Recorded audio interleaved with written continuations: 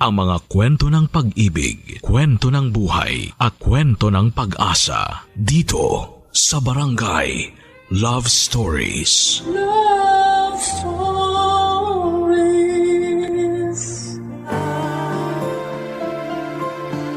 Malaki ang ginagampanan ng mga kapitbahay sa buhay natin. Silang mga saksi sa mga ordinaryong araw mo kung kailan mas totoo ka sa sarili mo. Ikaw, kabarangay, naniniwala ka bang malaki ang epekto sa iyo ng kapitbahay mo? Dear Papa Dudut, ako nga pala si Celia, 30 years old. After 10 years ay kinailangan kong umalis sa nirerentahan kong kondo dahil gagamitin na raw yon ng may-ari. Kahit anong pakiusap ko na mag-increase na lang ng upa ay hindi pa rin siya pumayag. Wala naman na akong nagawa, gustuhin ko mang magstay ay hindi na pupwede. Nalungkot ako dahil marami akong memorya sa kondo na yon. 2 karelasyon ang dumaan sa buhay ko sa mga panahong nakatira ko roon. Doon din kami madalas nagiinuman ng mga kaibigan ko dahil ako ang pinakamalapit sa mga tinutuluyan nila. Kaya naman masakit sa akin noon na umalis ng sapilitan. Nahirapan din akong makahanap kaagad ng matitirhan na swak sa budget ko at malapit sa trabaho. Hindi nagtagal ay nakahanap ako ng apartment, Papa Dudut. May kalayuan sa trabaho pero mura naman ang upa. Pansamantala lang naman yon. Yon ang iniisip ko. Minamadali na rin kasi ako ng dating landlord ko kasi kailangan na rin nilang lumipat doon sa mismong kondo na nirerentahan ko. Yun ang dahilan kung bakit kinailangan kong lumipat. Kailangan na kasi nilang gamitin ang unit nila.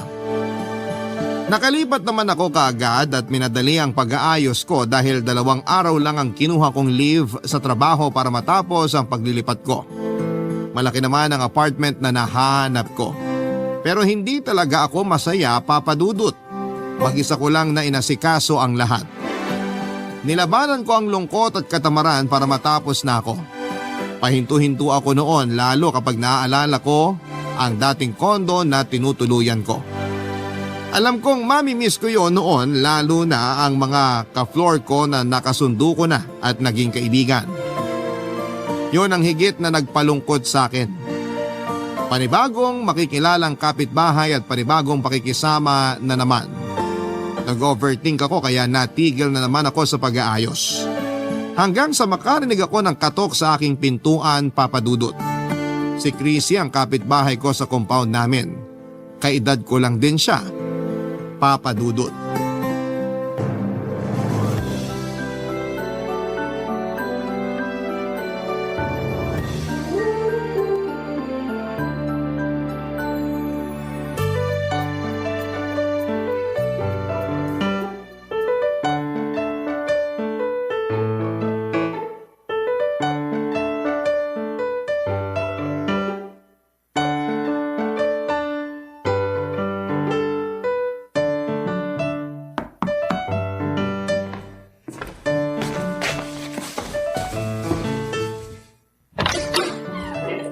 Ano po yun? Hi! Ako nga pala si Chrissy, taga Unit C. Ikaw yung bagong tenant dito sa Unit B? Ako nga, Celia pala. May kailangan ka ba? Wala naman. Gusto lang kitang i-welcome dito sa compound natin. Kumusta ka naman dito? Naho-homesick sa dati kong apartment. Normal naman yan. Masasanay ka rin dito. Masaya rito sa atin.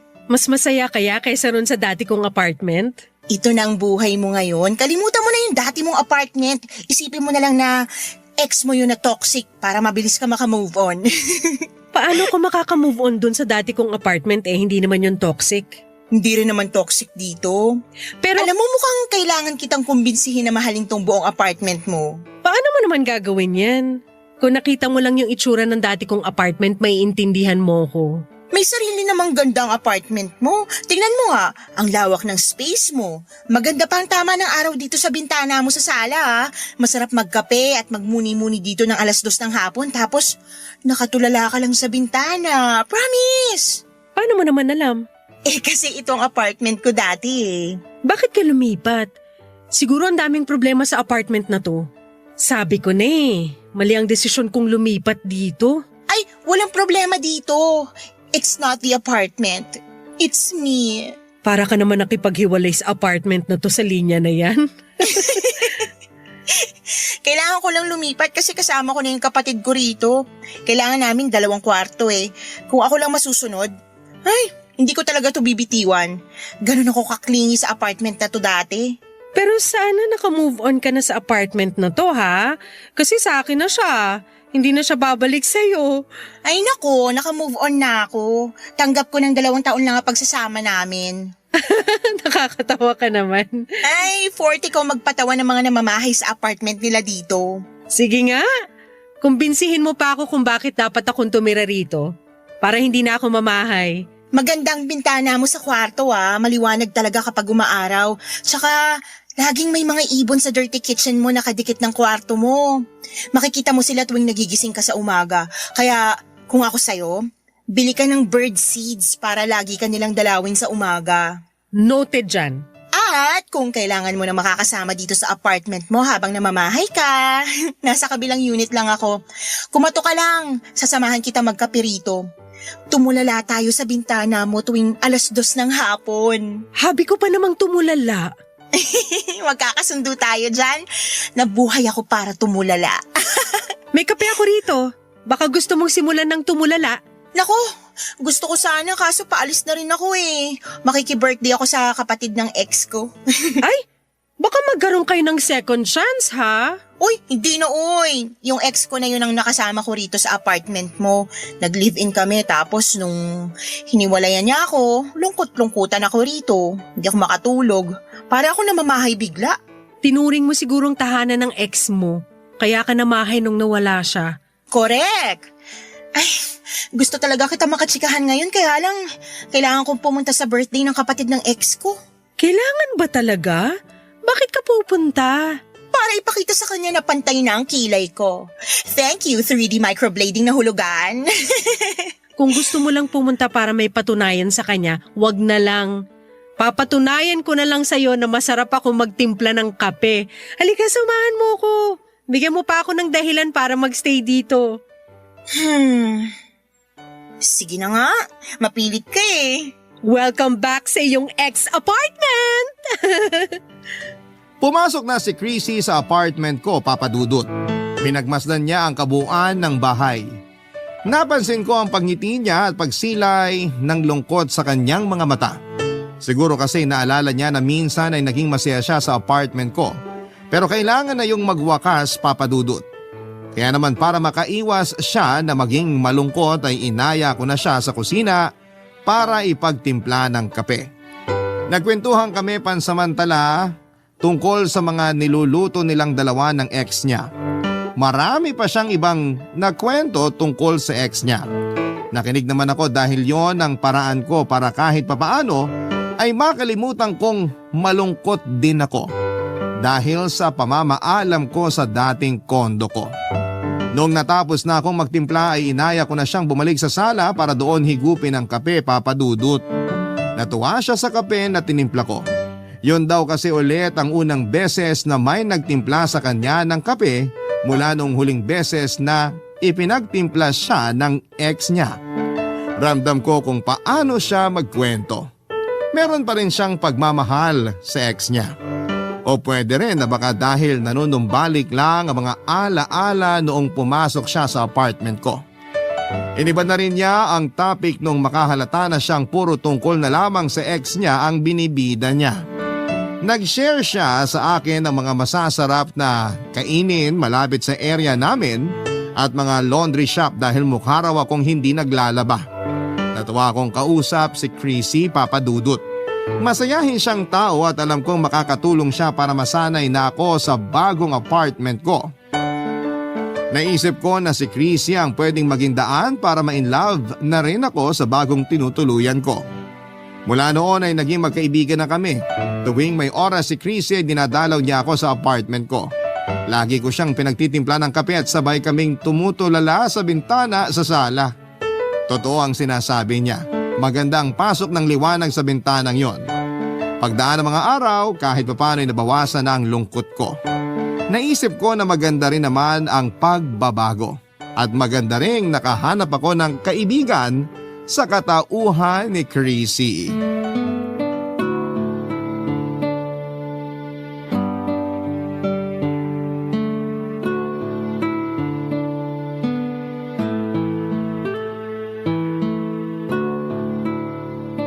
Alam mo, Celia, natutuwa ako na ikaw yung umupa rito. Meron kasi yung isa na nag-inquire dito. Ang daming alagang pusa. Hindi ka ba mahilig sa pusa? Ang baho kasi ng dumi at ihi nila, nanunuot sa ilong. Wala namang mabangong dumi at ihi. Parang yung alaga niyong aso. Bakit yung aso namin? Nangangamoy kasi yung dumi ng aso niyo. Natural lang namang mga amoy yun. Ikaw na nga nagsabi, di ba? Walang mabangong dumi at ihi. Pero hindi na mangangamoy kung lilinisan na agad. Nililinisan naman namin ah. Pero pinapaabot nyo pa hanggang gabi o minsan madaling araw yung dumi. Nakailang balik na yung mga langaw sa mga dumi na yon pero hindi nyo pa rin nalilinis. Hindi naman kasi lahat ng tao may time maglinis ng dumi ng aso, no? Kaya siguro may mga tao na hindi nag-aalaga ng aso para hindi na kailangan maglinis ng dumi. Paano naman ang proteksyon ng compound natin? Sino yung mangangagat ng mga magnanakaw o tatahol sa trespassers? Ang mga aso, hindi lang sila mga bantay para sa mga masasamang loob. Alaga sila at parte ng pamilya. Nangaral pa. Naku, hindi naman. Buti nga nabanggit mo yung tungkol sa mga dumi. Chrissy, paano kaya kung pagkadumi ng alaga niyong aso, walisan na agad? Para hindi natambayan ng mga langaw. Tsaka para hindi rin nangangamoy. Parang ang hirap naman ang pinapagawa mo. Paanong mahirap? Wala pang 5 minuto yung pagwawalis. Alam mo namang mas madalas dumumi ang aso sa isang buong araw kaysa sa tao. Gusto mo ba oras-oras ay bantayan namin yung pagdumi niya para mawalis na namin agad? Busy din naman kami sa buhay. Hindi ko naman sinasabing bantayan yung oras-oras. Kaya lang sana, malinisan agad yung dumi at wag nang hintayin na sa gabi nyo pawawalisan. Minsan kasi natapakan ko nung papunta ako ng trabaho. Kasalanan siguro ng dumi, no? Kasi di siya umilag at nag-adjust sa'yo. Kasalanan ko pa pala na may pakalat-kalat na dumi ng alaga nyo sa dinadaanan natin. Bakit ka sarcastic? Di ba ikaw din naman? Pero mas masakit yung pagiging sarcastic mo. Kung nasaktan man kita, sorry. So ano nang gagawin natin sa dumi ng aso nyo? Ipapawalis ko sa kanya, siyang dumumi. Akala ko naman tapos na tayo sa pagiging sarcastic. Mauna na pala ako, mamamalengke pa pala ako. Kakapunta mo lang sa palengke kanina. Babalik ulit ako. Bibili ako ng maraming walis, supot at dustpan para malinisan ko na yung dumi ng aso namin. Si Chrissy naman? Kinagalit mo talaga yung sinabi ko? Para kasi ang dating sa akin dapat hindi na dumumi ang aso namin para walang mga moy at para hindi ka makatapak. Hindi naman yan ang gusto ko mangyari.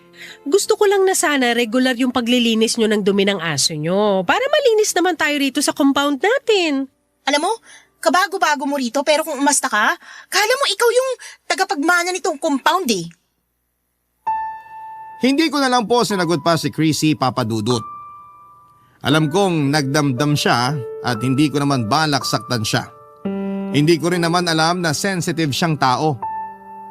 Gusto ko lang namang linisan niya ang dumi ng aso nila. Lalo't sa tapat ng apartment ko madalas dumudumi ang aso. Minsan nga ako na ang naglilinis pero dahil napapadalas na ay kinailangan ko na tuloy sabihin kay Chrissy.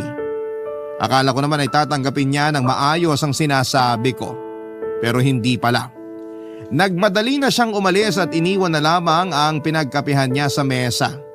Hindi tulad dati na nilalagay pa niya lagi sa lababo na nagamit niyang baso. At nagdabog pa nga siya at pabagsak na sinarado ang pintuan. Nalaglag tuloy yung mga nakasabit sa gilid ng pintuan ko sa lakas ng pagkakabalibag niya. Hindi ko na lamang siya pinatulan pa at inisip ko na lilipas din ang galit niya lalo na kapag na-realize niyang tama naman ang pakiusap ko sa kanya. Ilang araw siyang hindi dumalaw sa bahay ko.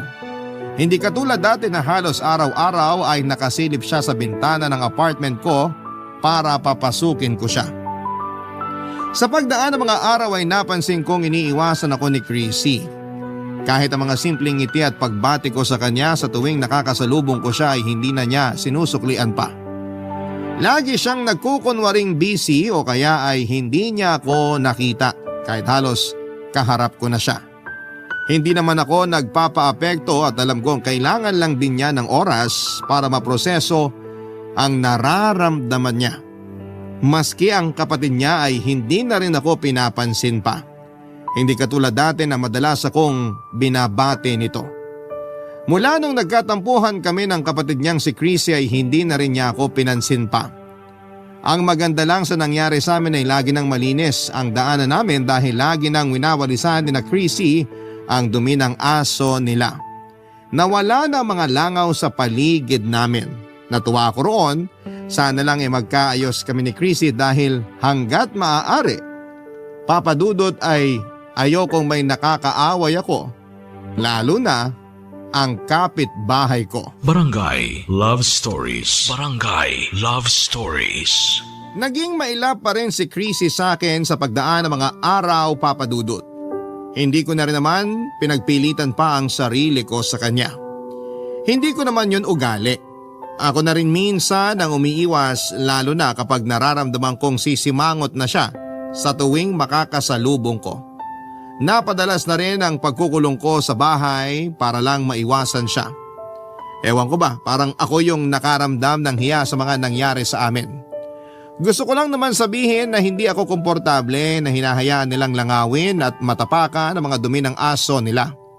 Pinaramdam tuloy sa akin ni Chrissy na may problema ako sa mga aso. Mahilig din naman ako sa mga aso pero ang hindi ko matanggap ay yung mga taong kumukuha ng aso pero hindi naman nila alam kung papaano alagaan para hindi makasagabal sa ibang tao. Hindi yun nagawang intindihin ni Chrissy. Gustuhin ko mang ipaglaban pa yon sa kanya pero alam kong hindi naman siya magpapatalo. Minsan ay sinubukan ko na siyang lapitan. Gusto ko na lang ding magpakumbaba. Malaki rin naman kasi ang naitulong sa akin ni Chrissy para mag-adjust sa bagong buhay ko sa bagong apartment ko. Konting hindi pagkakaintindihan lang ang naganap sa amin at ayoko nang palakihin pa. Lalo't nasa isang compound lang kami at wala kaming ibang choice kundi ang matutunang makisama sa bawat isa. Kaya naman umorder ako ng baked macaroni sa isang katrabaho ko.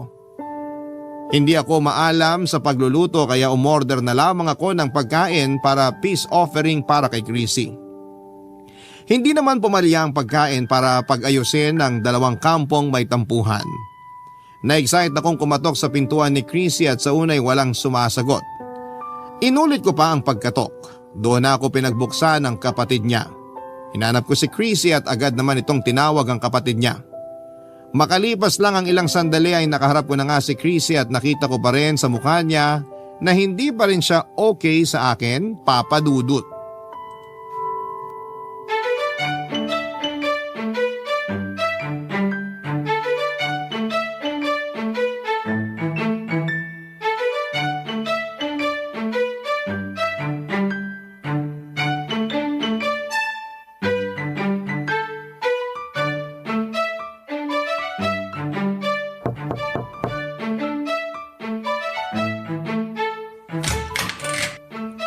Dumumi na naman ba yung aso namin sa tapat ng bahay mo? Hindi naman.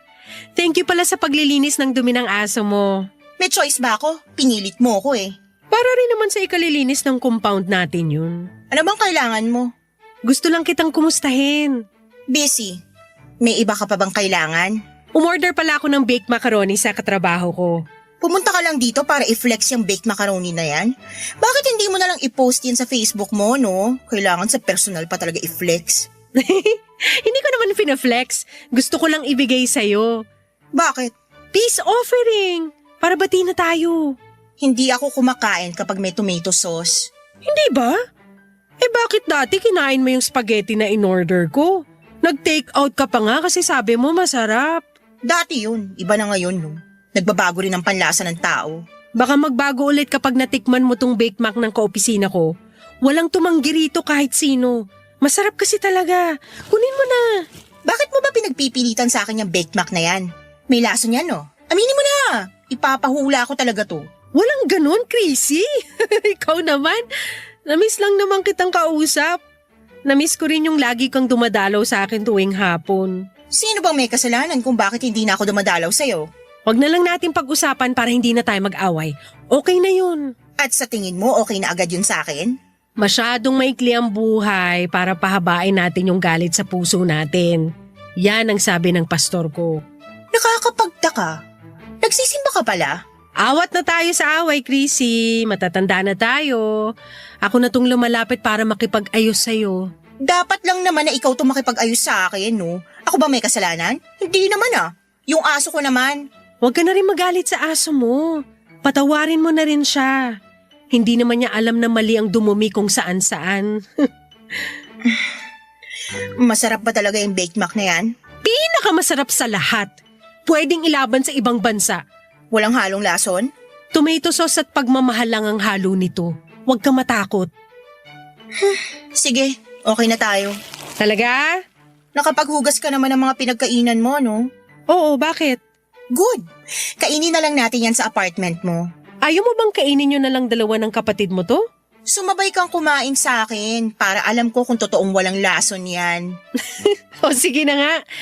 Pero tawagin mo na rin yung kapatid mo para makikain na rin siya. Hindi na. Siyang dapat maging star witness kung sakaling may mangyaring hindi maganda sa akin kapag kinain ko yung Bake Mac na yan. Ang lala naman ng trust issues? Pero sige, magpaalam ka na rin sa kapatid mo na pupunta ka sa apartment ko para lang makampante ka kung sakaling may plano akong lasunin ka. Bumalik nga si Chrissy sa loob ng bahay nila para i-inform ang kanyang kapatid na kakain siya ng Bake Mac kasama ko. Napailing na lamang ako at natatawa dahil talagang pinagdudahan niyang may laso ng Bake Mac na binigay ko sa kanya. Hinayaan ko naman siya para makampante na siya sa akin. Wala akong ibang gusto noon kundi ang magkaayos kaming dalawa. Pagkatapos noon ay nagmadali na siyang lumabas ng bahay nila para mapagsaluhan na namin ng Bake Mac. Inanda ko ang pagkakainan naming dalawa at sa simula ay parang naiilang pa sa akin si Chrissy. Hinayaan ko siya. Inasikaso ko na lamang siya para maging komportable na siya sa akin. Panay ang sulyap niya sa akin pero hindi siya nagsasalita. Feeling ko noon gusto na talaga niyang magkaayos kami pero hindi niya alam kung paano lalo't inunahan niya ako ng pagtataray niya. Nung natikman na niya ang Bake Mac na hinanda ko ay doon na siya nagsimulang maging komportable sa akin. Napakwento na siya tulad ng dati. Ang dami niyang sinabi sa akin para mahabol ko lang ang mga nangyayaring bago sa buhay niya. Natuwa ako habang nakikinig sa mga kwento niya, Papa Dudut. Nakita ko ulit na masaya na siya. Nakita ko ulit na bumalik na ang friendship naming dalawa. Bake Mac lang pala ang katapat ni Chrissy. Nasabi niya sa akin na yun nga ang paborito niyang pagkain. Inuwi na rin niya ang mga natira at pakiramdam ko tinago niya yon sa kanyang kapatid. Tinext niya ako nung gabi at sinabing naubos na niya ang Bake Mac. Tinanong ko kung feeling pa rin ba niya, nilason ko siya. Nireplyan niya ako at sinabing hindi naman daw. Nagbalik na raw ang tiwala niya sa akin dahil sa Bake Mac na ibinigay ko sa kanya. Nagbiro pa ako na sa susunod na magkakaroon kami ng pagtatalo bilang magkapitbahay ay Bake Mac ang gagamitin ko para ipangsuyo sa kanya. At hindi ko inakalang magagamit ko ulit ang Bake Mac na yon sa susunod na sitwasyon na kinalagyan namin, Papa Dudut.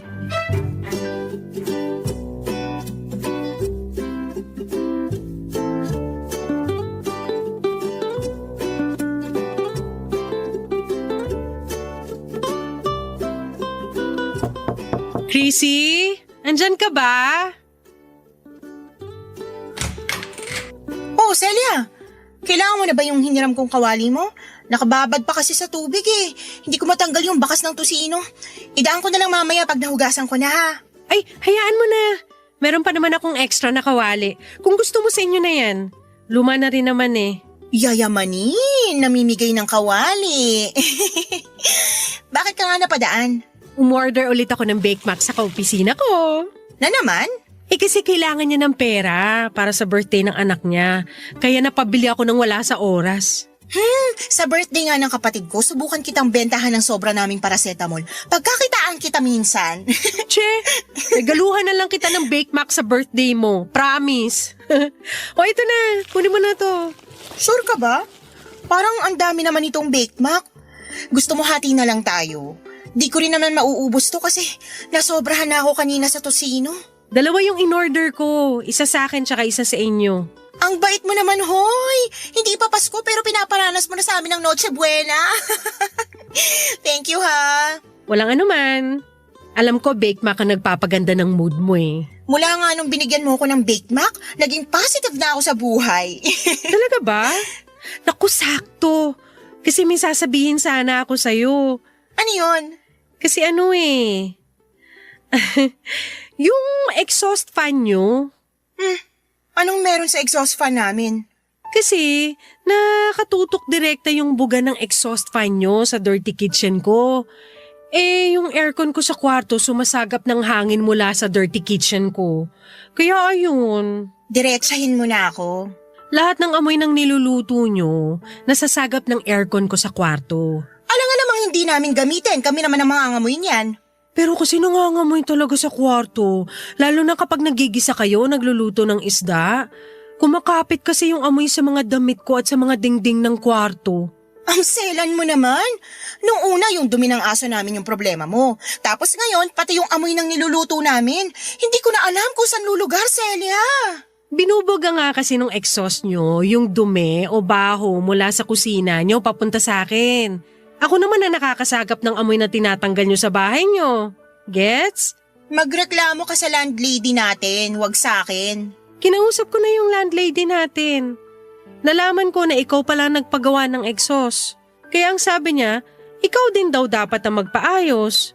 Eh, tama naman siya. Eh anong magagawa ko? Alam nga namang ako lang ang mangamoy ang kusina. Paano naman ako? Kwarto ko naman na nangangamoy dahil sa pinagawa mong exhaust. Kaya nga exhaust fan eh. Kailangan talaga yan para mawala yung amoy sa kusina namin. Alam ko naman kung anong gamit ng exhaust, kaya lang sana pinagawa nyo ng maayos. Yung hindi nakakaperwisyo ng kapitbahay. O eh anong gusto mong gawin ko? May nakausap na akong gumagawa ng exhaust. Kailangan daw kasi ng roof ventilator cap. Para yung buga ng hangin sa kusina nyo sa bubong nyo lalabas. Hindi mangangamoy sa inyo, hindi rin mangangamoy sa akin. Ang hassle naman ang gusto mong ipagawa. Gagastos pa kami. Pwede naman kitang pautangin. Paunti-unti ka na lang magbayad. Wala namang kaso sa akin eh. Ayokong umutang, no? Baka naman pwedeng hindi ka na lang mag-aircon para hindi nasasagap sa kwarto mo yung amoy ng kusina namin. Malabo naman yun. Ang init sa kwarto ko. Tsaka alam mo naman night shift ako. Sa umaga at tanghali ang tulog ko. Yun pa naman ang oras na nagluluto kayo. Mabilis kasi ako magising eh kapag may hindi ako nagugustuhan na amoy. Alam mo, dapat sa'yo walang kapitbahay. Hindi ka marunong mag-adjust? Chrissy, sinusubukan ko namang mag-adjust pero mali naman kasi yung exhaust fan mo. Kasi nga nakatutok sa apartment ko. Pwede mo namang gamitin yung exhaust fan mo pero pagawan mo ng tamang ventilation para hindi ako yung nakakasagap ng baho ng kusina mo. Hindi na ako nakapagpigil pa, Papa Dudut. Napalakas ang boses ko habang dinedepensahan ko ang sarili ko. Hindi ko gusto na ang ginagawang panggagaslight sa akin ni Chrissy kaya nasagot ko na rin siya. Akala kong uubra ang Bake Mac para makapag-usap kami ng mas maayos. Pero hindi pala. Hindi na sumagot sa akin si Chrissy habang hawak niya ang Bake Mac at inirapan ako nito. Lumabas siya ng kanyang bahay at saka nilapag sa sahig ang Bake Mac na ibinigay ko.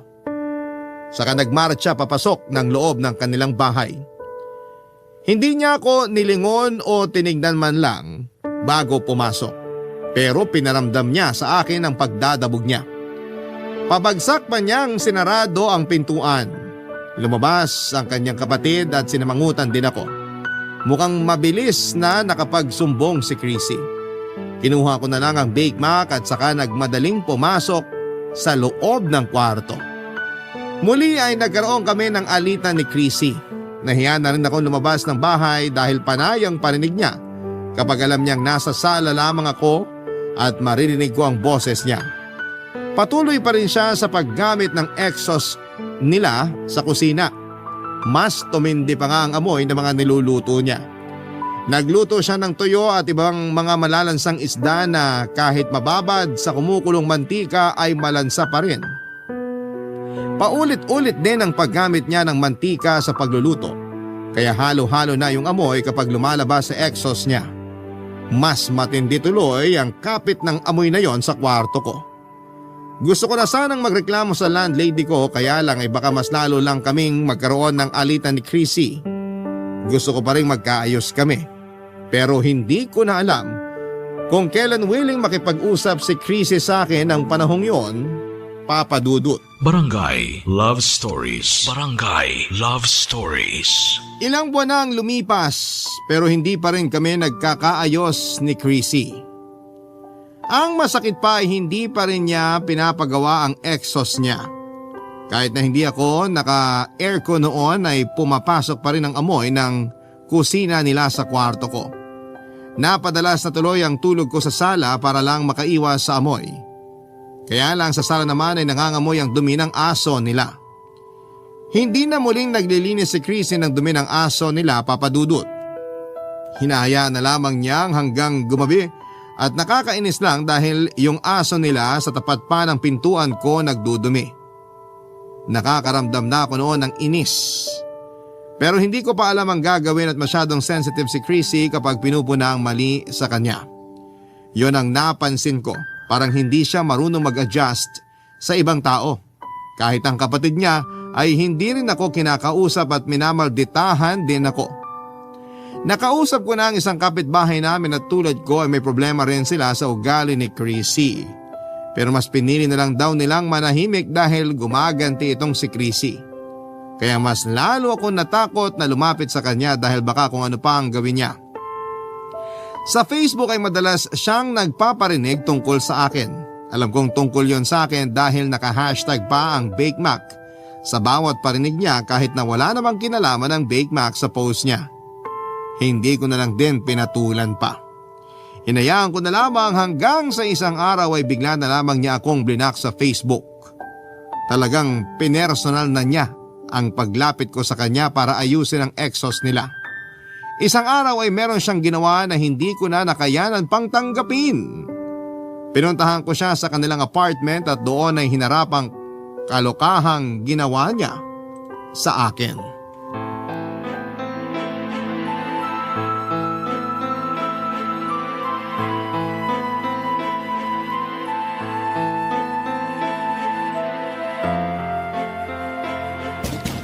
Chrissy!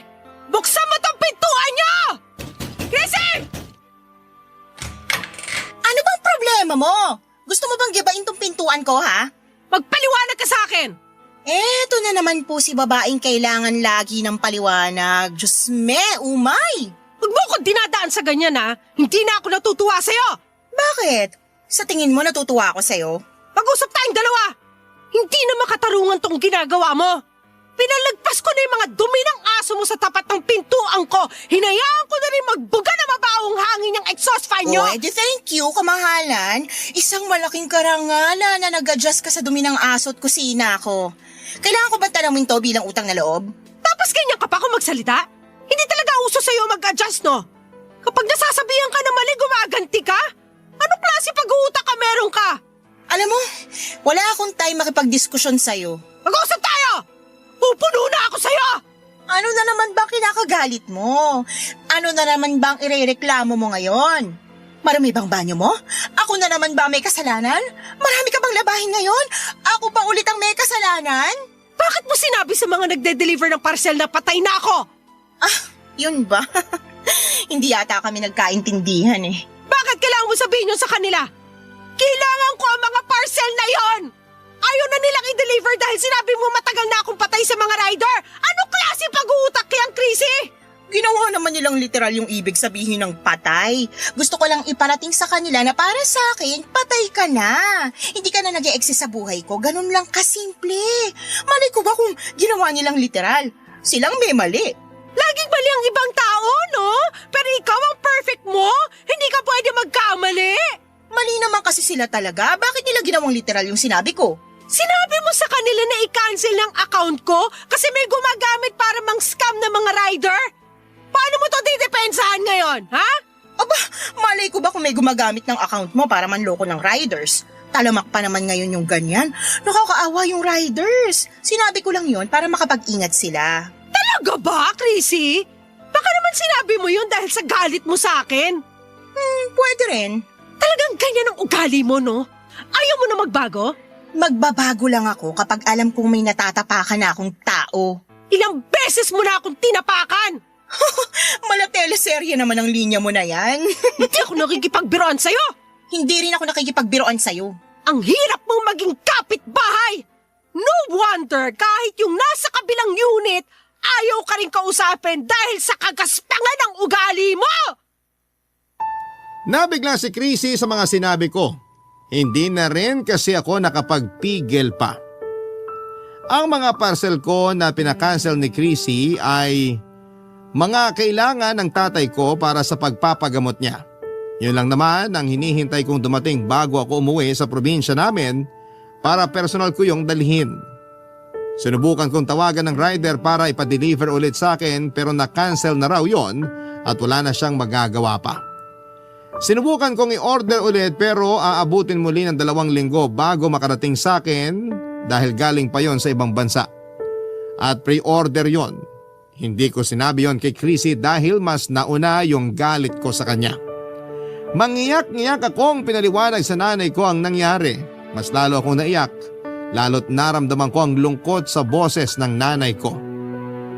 Naghalo-halo ng galit, lungkot at inis.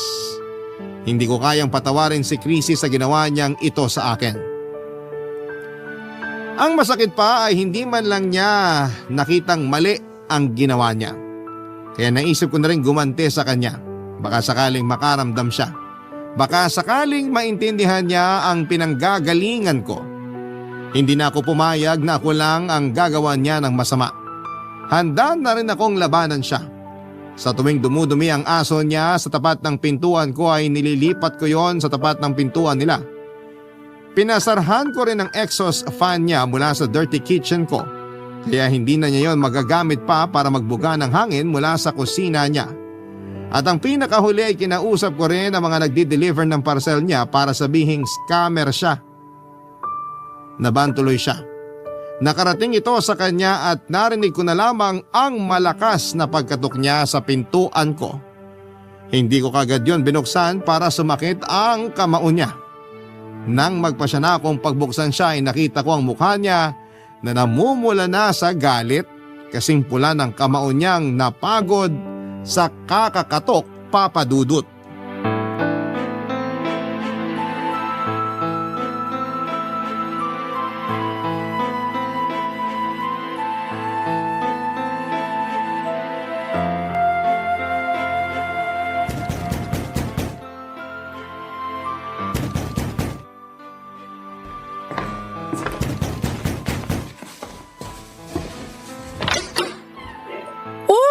Chrissy! Napadaan ka. May kailangan ka ba? Isang slice ng Bake Mac? Kanina pa ako kumakatok sa pintuan mo. Ba't di mo agad binuksan? Nasa kwarto kasi ako. Ini-enjoy ko yung amoy. Sa wakas, hindi na amoy mantika na isang buwang paulit-ulit na ginagamit. Paanong di babango ang kwarto mo? Pinabarahan mo yung exhaust ko. Kinausap naman kita ng maayos dati pero pinalala mo pa yung paggamit ng exhaust. Ang hirap ma-immune sa amoy ng mga niluluto mo. Ang baho! Ano bang niluluto mo? Yung dumi ng aso nyo? Makapanglait ka riyan? Di ka nga marunong magluto. Lagi ka nagpapadeliver. Wala ka nang pakialam kahit 100 years ako magpa-deliver ng pagkain ko. Bakit ikaw ba ang gumagastos? Ikaw ba itong naaabala? Hindi naman, di ba? Inaabala mo ko sa pagpapasara ng exhaust ko? Alam mo ba kung gaano kabaho ngayon ang kusina ko? Kung ano man ang amoy ng kusina mo ngayon, ganyan din ang amoy ng kwarto ko noon. Enjoy! Hindi ka talaga pwede makausap ng maayos, no? Di ba ganito ka rin naman makipag-usap sa akin noon? At bakit kailangan mong ilagay ang dumi ng aso ko sa tapat ng pintuan ko? Sa tapat ng pintuan mo dumumi ang aso ko Na dapat namang nililinisan mo, di ba? Winalis mo nga, pero dinala mo naman sa tapat ko.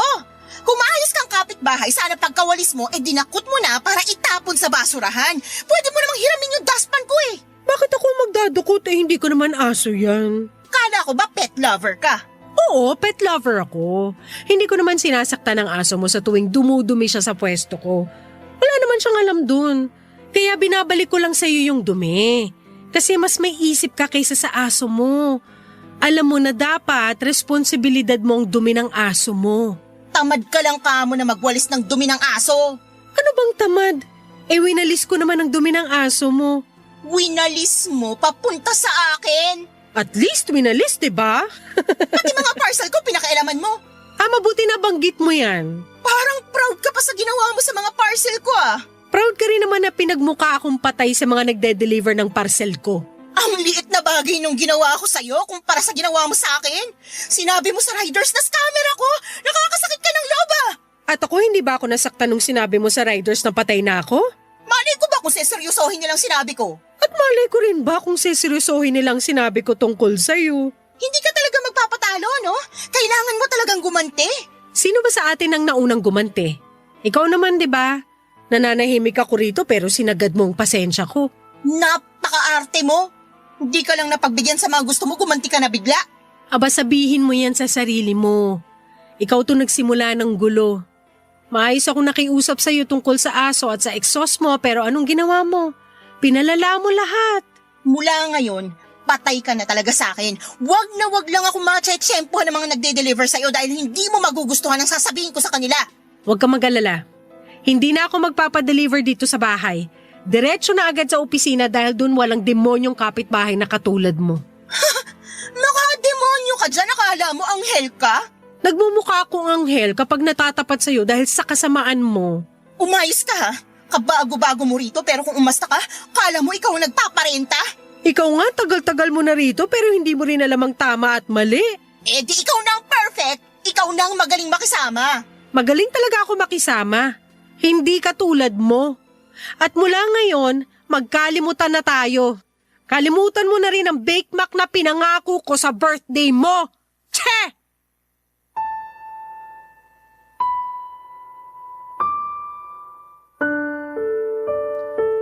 Papa Dudut, hindi ko na hinintay pa na sumagot si Chrissy.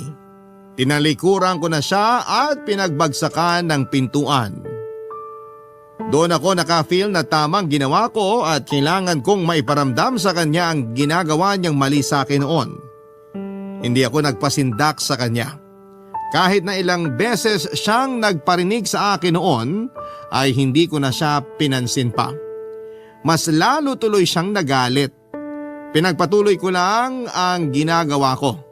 Hindi ko tinibag ang pagkakasemento sa exhaust niya. Lagi ko pa ring nilalagay noon ang dumi ng aso niya sa tapat ng pintuan niya. Lagi na rin siyang nakaantabay sa mga parcel niya sa takot na baka maunahan ko siyang lapitan ang mga nagdi-deliver. Alam ko na stress na siya noon pero hindi ko siya aatrasan kung yun ang paraan para matuto siya. Hanggang sa isang araw ay kusa na niyang nililinisan ang dumi ng aso niya sa tapat ng pintuan ko. Nawala na sa wakas ang amoy na pumapasok sa loob ng sala ko. Pinagawa na niya ang exhaust at nakatutok na yon sa kanyang bubungan. Hindi na pumupunta sa akin ang amoy ng niluluto niya mula sa kusina. Sinubukan kong magpa-deliver ng parcel sa bahay at kahit siya ay nakaharap na rin ng rider. Itinuro na nito kung saan ako nakatira. Naging maayos na si Chrissy pero hindi ibig sabihin noon ay kinaibigan ko na siyang muli. Mas okay nang maging civil lamang kami sa isa't isa kaysa ibalik ang dati naming pagkakaibigan. Yun na lamang ang naging relasyon ko sa kanya, isang kapitbahay. Hindi yon nahahaluan ng personal na panghuhusga. Mas madaling maayos ang problema kung meron man. Maraming salamat nga pala sa pagbasa ng aking liham at lagi akong nakikinig sa mga kwento ninyo sa Spotify lalo na tuwing wala akong pasok sa trabaho. Sana'y magpatuloy pang maging malakas ang inyong number 1 na programa sa Barangay LS. Ang inyong kapuso at kabarangay forever, Celia. Nagustuhan ng iyong napakinggan? Ituloy yan via live stream sa www.gmanetwork.com/radio. Barangay forever. Ang mga kwento ng pag-ibig, kwento ng buhay at kwento ng pag-asa dito sa Barangay Love Stories. Love Stories.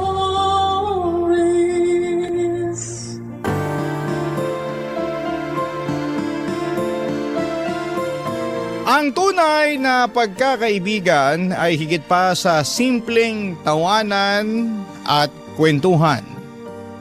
Ang tunay na pagkakaibigan ay yung tipong kahit tahimik ka, ramdam mo ay may kasama ka. Ikaw kabarangay, sino ang taong itinuturing mong tunay na kaibigan? Dear Papa Dudut, magandang araw po sa inyo at sa lahat ng taga-subaybay ninyo. Ako nga pala si David, matagal mo na akong fan sa Barangay LS at ngayon ko lamang po naisip na ibahagi sa inyo ang kwento ng buhay ko. Sana po ay mapili ninyo ang sulat ko at mabigyan ako ng pagkakataon na maibahagi ang espesyal na tao na naging bahagi ng buhay ko. Ang kwento ko po ay tungkol sa akin at sa matalik kong kaibigan na si Kay. Simula pa nung elementary at high school ay halos araw-araw na kaming magkasama at solid talaga ang samahan namin. Nang nag-college kami ni Kay ay pareho kaming nagdesisyon na kumuha ng iisang kurso at masaya akong sabihing sabay din kaming nakapagtapos. At hindi lang yun. Pareho rin kaming napunta sa isang kumpanya pagkatapos ng college. Para sa akin, si Kay ay higit pa sa kaibigan at parang pamilya na rin. Lagi kaming magkasama sa saya at pati na rin sa mga panahong malungkot at mahirap. Palagi siyang nandyan para makinig, umalalay at pasayahin ako sa mga araw na kailangan ko siya. Isa sa mga hindi ko malilimutang pangyayari ay noong isang araw habang papunta ako sa trabaho ay nasagasaan ako ng motor at na ospital. Akala ko talaga noon ay katapusan ko na. Pero ang kinagulat ko ay bakit si Kay ang unang nakaalam ng nangyari sa akin. Samantalang wala pa akong tinatawagan ni isa para sabihin ang nangyari sa akin, Papa Dudut.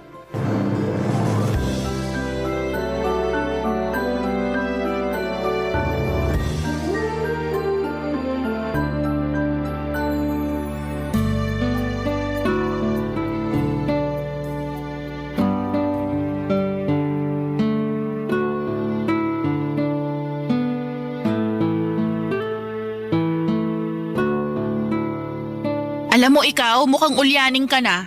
Anong ibig mo sabihin? Nakalimutan mo na ba? Ako kaya yung nilagay mong emergency contact doon sa ID mo. Ay, hala, oo nga. Anyway, kailangan malaman ng papa at mama mo yung nangyari sa'yo. Sandali ako na nga bahala, tatawagan ko na lang. Kay, wag! Oh, bakit? Please, nakikiusap ako sa'yo. Please lang oh. Wag mo nang tawagan sina mama at papa. Bakit naman? Ayoko na sila mag-alala pa eh. Alam mo naman yung mga yun. Sigurado ako magpapanik yung mga yun kapag nalaman nila kung ano yung nangyari sa akin. Kaloka naman David oh. Kapag nakauwi ka na sa inyo, sigurado akong magsasaklay ka at malalaman din ng mga magulang mo yung nangyari sa'yo. Kaya habang maaga pa, mas mainam na sabihin natin sa kanila yung nangyari. Oo nga, pero ayokong makita nila ako dito sa ospital. Kaya parang awa mo na. Ha? Bigay mo na sa akin to. Ako na magpapaliwanag sa kanila kapag nakalabas na ako dito. Oh, siya. Sige na nga. Kung ano yung makakapagbigay sa'yo ng peace of mind, sige na, doon na ako. Salamat ah. Tsaka thank you din kasi pinuntahan mo ako dito. Sus, kau talaga, para ka namang others. Maliit na bagay lang naman eh. Siyempre, pupuntahan kita dito kasi alam ko naman na kung mangyayari sa akin yung nangyari sa'yo, eh hindi ka rin naman magdadalawang isip na puntahan ako, di ba? Siyempre naman. Solid nga tayo, di ba? Teka nga muna, paano ba kasi nangyari sa'yo to? Bakit ka naman nabundol ng motor? Eh paano ba naman kasi? Nanlalabo na tong mga mata ko. Kaya, ayun, di ko na nakita yung motor. Loko! Ito na nga ba yung sinasabi ko, David eh. Ang tigas din kasi ng ulo mo. Diba, sinabihan na kita nung nakaraang buwan na kailangan mo nang kumuha ng salamin. Ayan tuloy na pala mo. Pero ayoko talaga magsalamin eh. Sigurado magbumukha akong lolo nun. So ano gusto mong gawin? Pabayaan natin yung astigmatismo hanggang sa mabundol ka na naman ng motor. Alam mo, ikaw ang sungit mo. Siyempre, concern lang ako sa'yo. Thank you sa concern ha, pero tama na. Tuwing naiinis ka, naalala ko lang sa'yo si mama eh. Ganun? Aray! Galit Yung ka, braso ha? ko! Dahan-dahan naman! Ay, sorry. Masakit? Ang lakas nun ha. Di sorry. Ikaw naman kasi, nakakainis ka eh. Alam mo, kapag ako nakalabas dito, gagantihan kita. Talaga ba? Paano to? Binilan pa naman kita ng paborito mong leche flan at maha blanca. Pero, wag na nga lang. Bibigay ko na lang to sa mga street children dyan sa labas. Mauna na ako sa'yo. Bye! Ito naman di na mabiro. Lapag mo na lang dyan sa mesa. Kakainin ko yan mamaya. Pagkain lang pala katapat mo eh. Kilalang kilala mo nga talaga ako. Ano? Nga pala, Kay. Thank you sa pagbisita sa akin dito Pero sige na, mauna ka na. Baka mamaya malate ka pa sa trabaho mo. Hindi. Dito lang ako. Sasamahan kita hanggang sa gumaling ka. Ano ibig mo sabihin? Nagpaalam na ako kay boss na magli-leave ako ng 1 linggo para mabantayan at maasikaso kita. Ba't mo naman ginawa yun? Di mo naman kailangan gawin yun eh. Alam mo, huwag ka nang choosy. Ako magiging yaya mo for 1 week straight at wala ka nang magagawa doon. Kaya relax ka lang dyan. Ako na bahala sa'yo, okay? Pinanindigan talaga ni Kay na babantayan niya ako buong linggo kahit na hindi naman talaga kailangan. Sa mga panahong yun ay sobrang na-appreciate ko na may tao tulad ni Kay sa buhay ko. Pero syempre nagalit din ang mga magulang ko nang malaman nilang hindi ko agad sinabi ang tungkol sa aksidente, pero tinulungan ako ni Kay at naipaliwanag niya sa mga magulang ko na ayoko lang namang mag-alala sila. At dahil sa tulong ni Kay ay hindi na nagtampo sa akin ang mga magulang ko. At sa katunayan, sa halip ay mas lalo lamang lalo kong naramdaman ang pagmamahal sa akin ni na mama at papa. At aaminin ko din po sa inyo, Papa Dudut, na habang tumatagal ay mas lalong nahuhulog ang loob ko kay Kay. Hindi ko maintindihan kung bakit ngayon ko lang naramdaman ang mga ito sa tagal na naming magkaibigan. Pero siguro ganun talaga ang pag-ibig. Hindi mo malalaman kung kailan ka tatamaan. Bigla na lamang itong darating at tatamaan ito ang puso mo nang hindi mo inaasahan. Hanggang sa isang araw habang magkausap kami ni Kay sa telepono, isang bagay ang bigla na lamang sumambulat sa akin, Papa Dudut.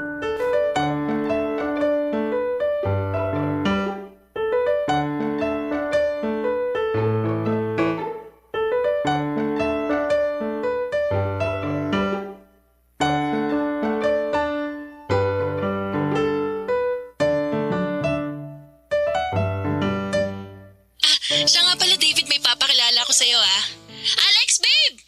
Halika dito, papakilala kita kay David. Yung sinasabi ko sa yung best friend ko. Mamaya na! Saglit lang. Ano? May boyfriend ka na? Oo, alam kong biglaan pero wala marupok tong friend mo eh. Actually, naging kami ni Alex nung nakaraang buwan pa. Ba't di mo naman agad sinabi sa akin? Sorry na. Pero ngayon lang talaga ako nagkaroon ng lakas ng loob na sabihin yung tungkol sa amin ni Alex. May feeling kasi ako na magtatampo ka sa akin kapag nalaman mo yung tungkol sa amin eh. Paano mo naman nasabi yun? Kasi matagal na tayo mag-best friend at baka magtampo ka kasi mahahati na yung oras ko sa'yo tsaka kay Alex. Ano ka ba naman? Oy, Brad! Nabalitaan ko yung nangyari sa'yo. Kumusta ka na? Eto, ayos lang. Salamat. Pero 1 week ka din binantayan ng jowa ko, di ba? Siguro magaling ka na naman ngayon, di ba? Kailangan mo pa ba ng yaya? Mahikilala ako. Nga pala, lubos-lubusin mo na tong video call niya sa'yo kasi sosolohin ko na siya mamaya. Alam mo ikaw, nagpapakyut ka na naman sa akin eh. Pero cute naman talaga ako, di ba? Ay naku, ewan ko sa'yo. I love you. Love you too. Doon ka na nga muna. Sige. Paano yan, Brad? Sa susunod, tumingin ka sa kaliwa at sa kanan bago ka tumawid ng kalsada, ha? Ang cute niya, no? Andyan pa ba si Alex? Wala, ayun. Kapapasok lang ng CR. Bakit? May itatanong ako sa'yo eh. Pero wag ka sana magalit ha. Sige, ano ba yun? Sigurado ka na ba talaga dyan sa boyfriend mo? Ano naman siya? Bakit mo naman natanong yan? Ewan ko, pero... Pero ano? Ewan, nayayabangan ako dyan sa jowa mo eh. Alam mo ikaw, hindi ka pa rin talaga nagbabago, no? Noon pa man sobrang judgmental mo na. Seryoso ako. Masama yung kutob ko dyan sa boyfriend mo na yan. Alam ko na kung bakit ka nayayabangan kay Alex. Dahil siguro dun sa sinabi niya na cute siya, no? Yun ba yun? Siguro. Basta, hindi ko mapaliwanag eh. Hindi mo maipaliwanag kasi wala naman talagang basihan yung mga pinagsasasabi mo. Puro ka duda at hinala. Alam mo, kapag nakita na kayo ni Alex sa personal, sigurado ako magbabago din yung tingin mo sa kanya. Uy babe, di ka pa ba tapos dyan? Halika na nga dito. Tapusin mo na nga yan. Kanina ka pa dyan eh. Uy, so paano? Alis na muna ako ha. Tawagan na lang kita soon. Ha? Sige. Basta kung kailangan mo ng karamay o makakausap ha. Nandito lang ako palagi para sa'yo. Ay sus. Napakadrama mo talaga, no? Pero thank you. Best friend talaga kita, no? O sige na, papatayin ko na tong tawag. Ingat ka dyan. Sige, ikaw din. Ingat ka. Bye! Babe, di ka pa ba tapos dyan? Lakas ng hangin mo. Kala mo naman kagwapuhan ka. Hindi ko maintindihan kung ano nakita sa'yo ni Kate. Nagustuhan ka niya eh. Makakain na nga lang. Bad trip.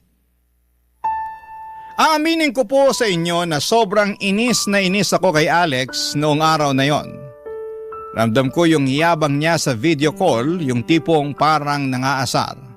At nararamdaman ko rin na parang ayaw niya sa akin. O baka nga tama si Kay na baka hinuhusgahan ko lamang si Alex nang wala sa lugar. Pero sa kabila ng lahat ng yon ay isang bagay ang malinaw sa akin. Mahal na mahal ko na si Kay at gusto ko na sanang iparamdam sa kanya yung totoong nararamdaman ko. Kaso torpe ako papadudot. At bago ko pa man masabi ang tunay ko na nararamdaman ay naunahan ako ng asungot na si Alex. Kaya na mga panahong yon ay sinabi ko na lamang sa sarili ko na magpaparaya muna ako kahit na hindi ko gusto at kahit na masakit. Pero ginawa ko yon dahil mahal na mahal ko si Kay. At kahit papaano ay gusto ko pa rin naman siyang maging masaya. Kahit nasa piling siya ng ibang tao. Barangay Love Stories. Barangay Love Stories. Papadudot noon ay maayos pang naging samahan namin ni Kay. Palagi pa kaming nag-uusap sa trabaho at nagkwekwentuhan sa telepono tungkol sa mga pangarap at plano namin sa buhay. Kahit na asar na ako sa jowa ni Kay na si Alex, ay natutunan ko na rin at tanggapin na siya na talaga ang mahal ni Kay. Pero habang tumatagal ay napapansin ko na parang iniiwasan na ako ni Kay. Aminin ko na nasaktan talaga ako kasi hindi ko naman alam kung ano yung ginawa ko para layuan ako ni Kay nang ganon na lamang. Masakit ang ma-friend zone pero mas masakit pa yung pakiramdam na yung taong minsang pinakamalapit sa iyo ay unti-unti nang nawawala sa buhay mo. Doon ko na naisip na kailangan kong gawin ang lahat para maibalik at masalba ang pagkakaibigan namin ni Kay Papadudot bago siya tuluyang mawala sa akin.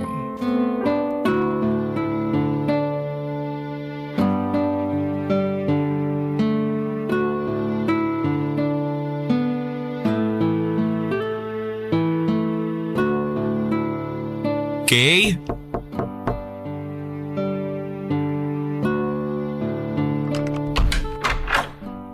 David, anong ginagawa mo dito? Ha?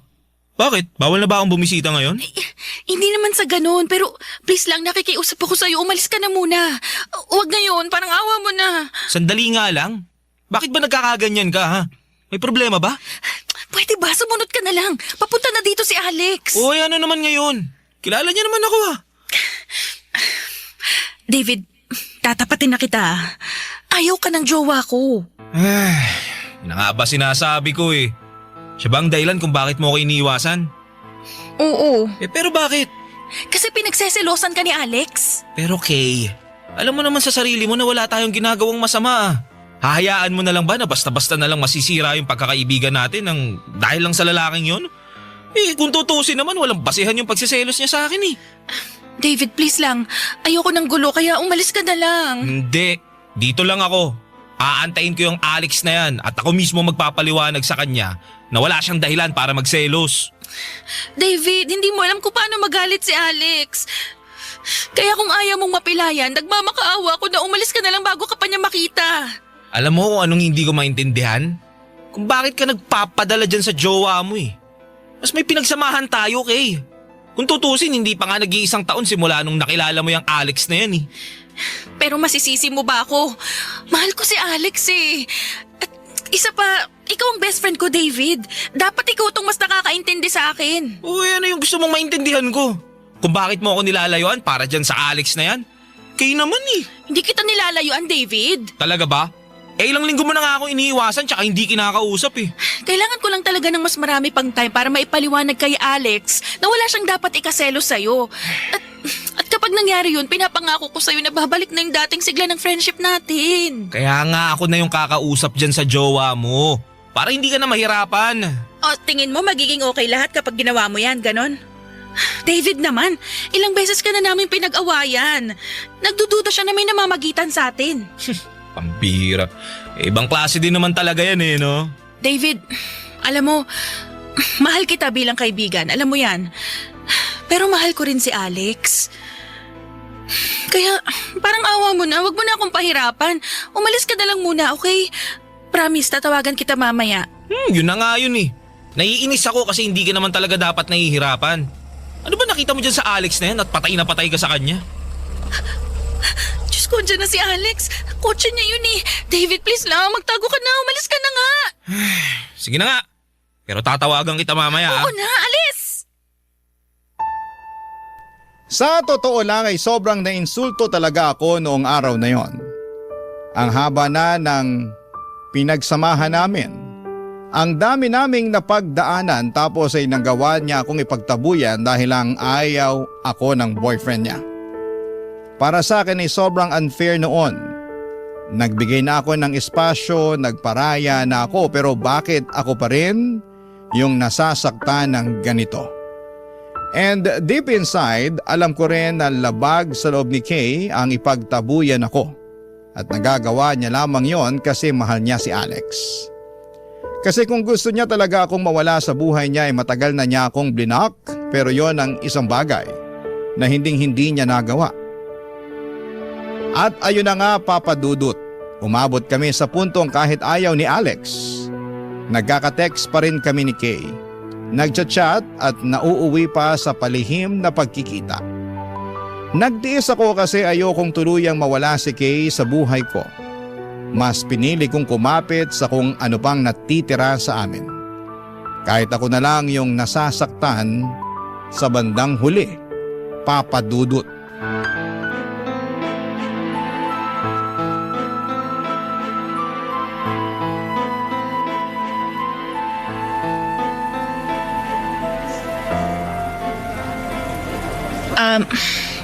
David, sana wag kang magalit ha, pero blinak na muna kita sa social media.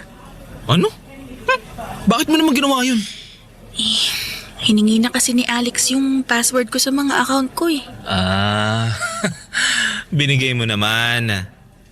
I mean, okay na yun para at least matigil na rin siya sa pagdududa niya sa'yo. Pero huwag ka mag-alala kasi ni minsan hindi ko naman binigay sa kanya yung passcode ng cellphone ko.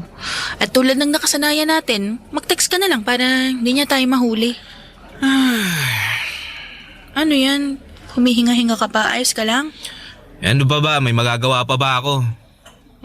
Hindi lang kita best friend eh. Malamang di ako magtitiis sa ganitong klaseng setup. Sorry na. Uy, huwag ka na magtampo sa akin. Alam mo naman na kahit iniiwasan na kita nun, hindi rin naman kita matitiis, diba? Ikaw lang kaya yung nag-iisa kong best friend. Alam mo, mabait ka naman eh. Maganda. Matalino. Hindi ka deserve nung Alex na yun. Mas deserve mo yung lalaking hindi insecure tsaka possessive. David naman eh. Di ba napag-usapan na natin to? Mahal ko si Alex at hindi magbabago yun. Kaya please, huwag ka na kumontra. Di naman talaga ako kontra kung di lang kita mahal. Ano? Sabi mo? Wala. Kay, maglalakas loob na ako na sabihin sa'yo to. Kasi kapag hindi ko sinabi sa'yo to ngayon, hindi ko alam kung magkakaroon pa ako ng pagkakataon para sabihin sa'yo yung tunay kong nararamdaman. Ha? Anong ibig mong sabihin? Kay, mahal na mahal kita. At gusto kong patunayan at ipadama sa'yo yun. David naman, bakit ngayon mo lang sinabi sa akin to? Kasi nung una hindi pa ako sigurado eh. At ayoko naman na masira yung pagkakaibigan natin dahil lang dito sa nararamdaman ko. Pero ngayon na nakikita kong nagtitiis ka sa maling lalaki, mas lalo akong nagiging sigurado sa nararamdaman ko para sa'yo. David, nagpapasalamat ako kasi simulat sa Paul, andyan ka palagi para suportahan ako at iparamdam sa akin na hindi ako nag-iisa. Pero alam mo naman 'di ba na parang kapatid na lang yung tingin ko sa'yo? Aaminin ko nung umpisa, nahirapan akong tanggapin na hanggang best friend lang talagang tingin mo sa akin. Pero habang tumatagal, mas nare-realize ko na mas hindi ko kakayanin kung mawawala ka sa buhay ko. Pero kung may chance naman na maging tayo, why not, di ba? David, please lang ha. Huwag mo nang dagdagan tong iniisip ko. Kay, sinabi ko na to sa'yo noon at sasabihin ko ulit sa'yo ngayon. Hindi ka dapat nahihirapan ng ganito. Hindi deserve ni Alex ang isang babaeng katulad mo. Kung tutusin, kayang-kaya ko tiisin yung pang-friendzone mo sa akin eh. Pero alam mo kung ano yung hindi ko kayang tiisin? Yung nakikita kong nahihirapan ka sa piling ni Alex. Aminin ko po, yung pag-amin ko ng nararamdaman ko kay Kay ang pinaka nakakatakot na ginawa ko. Para akong kinakain ng sarili kong kaba, papadudot.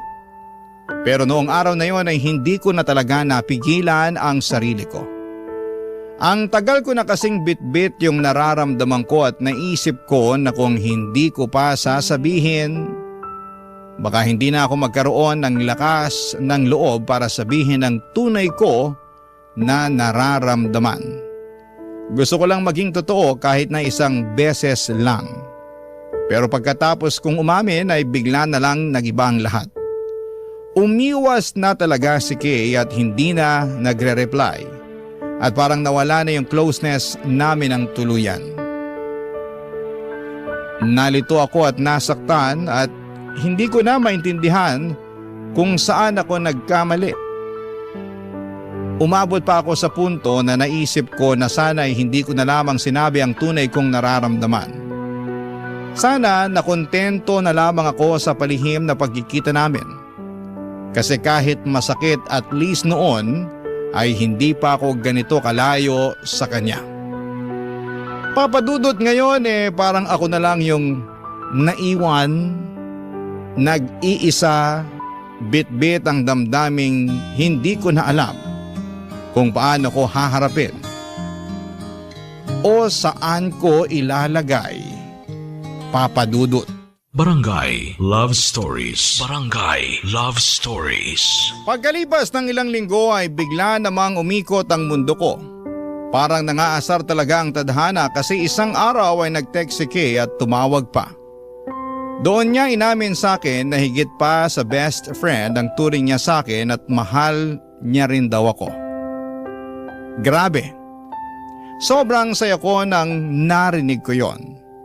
Para akong lumulutang at parang ako na yata yung pinakamaswerteng lalaki sa buong mundo. Pero kasabay ng tuwa ay may kirot din. Sinabi ni Kay na kailangan niya pa ng kaunting oras at panahon para makipaghiwalay kay Alex. At kahit masakit pakinggan ay nirespeto ko yon. Ang importante sa akin ng oras na yon ay umamin na siya sa nararamdaman niya. At least ngayon ay may pag-asa na at may direksyon na yung matagal ko nang pinipigilang damdamin. Kaya kahit mahirap, kahit ako yung naipit ay tinanggap ko. Ang sabi ko sa sarili ko na hihintayin ko siya. At pag dumating yung araw na tuluyan na niyang hiniwalayan si Alex, ay ako mismo ang sasalo kay Kay, Papa Dudut.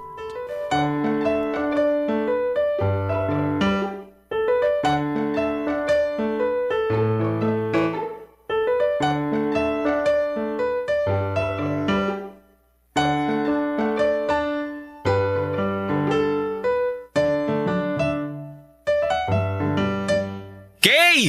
Dito! David, kanina ka pa ba nag-aantay? Nako, hindi naman no. Kakarating ko nga lang dito sa park eh. Kung ganun, bakit ka pinagpapawisan? Wala to. Alam mo naman, pawisin ako, di ba? Nga pala, alam ba ni Alex na nandito ka ngayon? Siyempre hindi. Ano bang klaseng tanong yan? Sinabi ko sa kanya na mag-overtime ako sa trabaho ngayon, kaya wag ka na mag-alala dyan, okay? Sige, sabi mo eh. Gusto mo na bang kumain? Sagot kita. Mamaya na lang, di pa naman ako nagugutom eh. Pero magsabi ka lang kung nagugutom ka na ha. Sige po.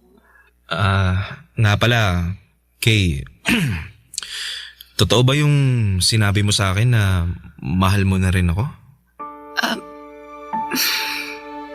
Oo, David. Kung ganun, kailan mo ihiwalayan si Alex? Pwede bang wag muna tayo magpadalos-dalos? Sige. Handa naman ako maghintay eh. Mga hayop kayo! Alex! Sabi ko na nga ba nakikipagkita ka pa rin sa lalaking to eh.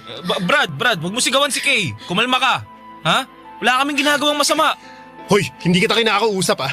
Manahimik ka, kung hindi sasapakin kita. Sige, subukan mo lang. Hinahamon mo ako? Oo! Uy, tumigil na nga kayo! Awat na! Tama yung sinasabi ni David, Alex. Simulat sa pool pa lang wala na kaming ginagawang masama.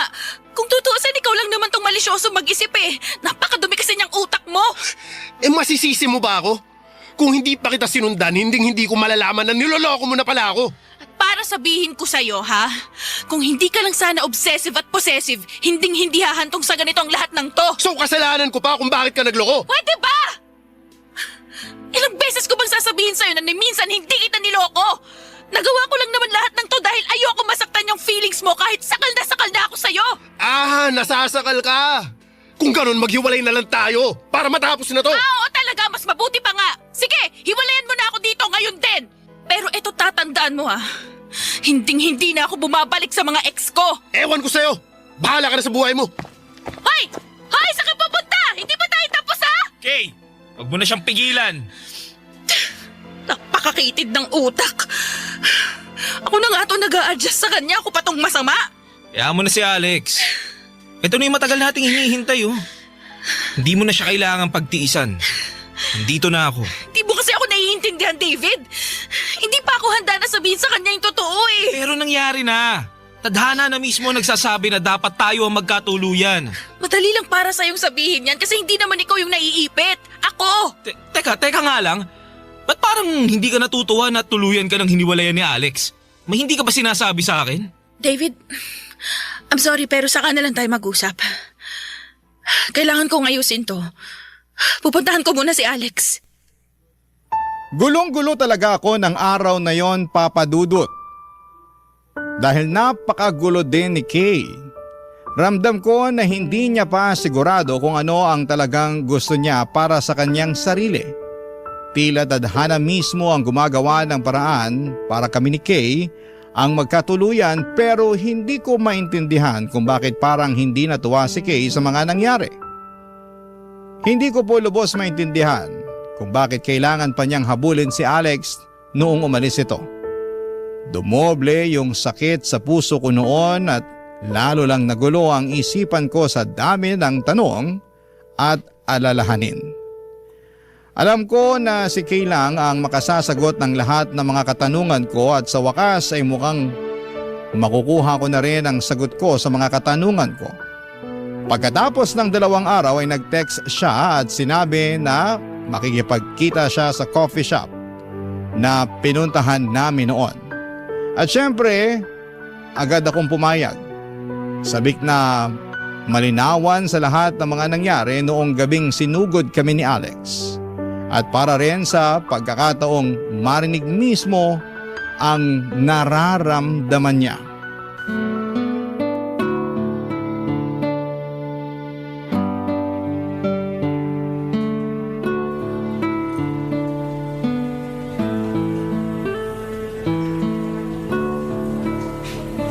David, ano kasi, kami na ulit ni Alex. Ha? Pero akala ko ba? Didiretsuhin na kita. Mahal ko pa rin si Alex. At ginagawa ko ng lahat para maayos yung relasyon namin. Ano? Pero akala ko ba ako yung mahal mo? Yun nga rin ang akala ko pero nagkamali ako. Napagtanto ko na gulong-gulo lang talaga ako sa nangyari sa amin ni Alex noong mga panahong yun. Kaya nasabi ko sa'yo na mahal na rin kita. Don't get me wrong, David. Minahal naman talaga kita pero bilang isang kapatid lang. Kay, hindi. Huwag mo naman ako sukuan. Maayos pa natin to. Please, okay? At para sa ikatatahimik ng relasyon namin at sa ikatatahimik ng lahat, kailangan na rin kitang pakawalan, David. Sandali lang, ano? Bakit? Sabihin mo nga sa akin, gusto mo ba yung nangyayari sa atin ngayon na palagi lang tayong nagtatago? Gusto mo ba yung tipong wala tayong kalayaan tuwing nagkikita tayo? Kung ganun, yung si Alex ang pagsabihan mo, wag ako. Sana wag mo namang masamain tong sasabihin ko sa'yo pero mahal ko talaga si Alex at handa akong gawin ng lahat para sa kanya. Sigurado ka na ba dyan? I'm sorry pero oo, David, sigurado na ako. Kung yan ang magpapasaya sa'yo, sige. Magpaparaya ako. Tatanggapin ko ng buong puso yung desisyon mo. Pero may isa lang akong ipapakiusap sa'yo. Ano yun? Sana alagaan mo ang sarili mo. At sana magtira ka ng konting pagmamahal para sa sarili mo. Nire-respeto ko na ang desisyon mo at ang relasyon nyo. Masakit man pero kailangan. Salamat, David. Huwag ka mag-alala. Kahit kailangan na kitang layuan, hindi kita makakalimutan. Sa dinami-dami ba naman ng mga pinagdaanan natin di ba? Mabuti naman kung ganun. Sayang lang talaga, no? Kung nilakasan ko lang sana yung loob ko noon baka naging tayo pa. Siguro kung noon pa lang, sinabi ko na sa'yo yung totoong nararamdaman ko. Siguro, nabigyan mo na ako ng chance. David. Ito naman, biro lang. Huwag ka mag-alala. Didistansya na ako. Pero kung kailangan mo na makakausap, lagi mong tatandaan nandito lang ako bilang best friend mo. Salamat. Napagtanto ko na mahirap ma-friendzone. Pero mas mahirap at masakit pala yung mawalan ng best friend. Yung kaibigan na palaging nandyan sa saya at lungkot. Yung taong alam ang lahat ng kwento mo. Yung taong nakakaintindi na kaagad sa'yo kahit wala ka pang sinasabi. At para sa akin, ikaw yung kaibigan na yun. Pero para sa ikatatahimik nating lahat, lalayo na muna ako. Pagkatapos ng araw na yon ay tuluyan na akong dumistansya kay Kay para hindi na makagulo sa relasyon niya kay Alex. Nakikita ko pa rin si Kay sa workplace namin at nagkakakumustahan pa rin naman kami. Pero hindi na kasing sigla ng dati ang friendship namin.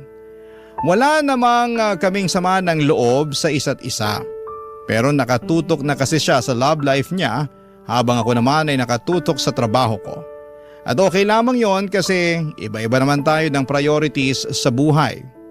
Siguro sa iba ay hindi maganda ang ending namin ni Kay at ganoon din ang iniisip ko noon. Pero habang tumatagal po papadudot ay narealize ko na ang pagiging single pala ay may sarili ding kapayapaan. Mas nagagawa mo yung mga bagay na gusto mo nang hindi iniisip ang ibang tao. At mas may space ka rin para mag-isip kung ano talaga ang makabubuti sa buhay mo. Sa totoo lang, isa ito sa mga bagay na madalas ay nakakaligtaan o taken for granted ng nakakarami. Dito ko na po muna tatapusin ang kwento ko. Alam ko na maraming nangyari at masakit sa simula. Pero sa ngayon ay natutunan ko na ring tanggapin ang lahat. At sakali mang may mangyari sa hinaharap, makakaasa po kayo na susulat po ako sa inyo, Papa Dudut. Sa ngayon ay natutunan ko ng pahalagahan ang bawat araw, bawat karanasan, at bawat tao na naging bahagi ng buhay ko, at tulad ng sinabi ko, masaya na rin ako sa katahimikan na meron ako sa ngayon. Ang inyong forever kapuso at kabarangay, David. Kwentuhan naman tayo dito sa comment section.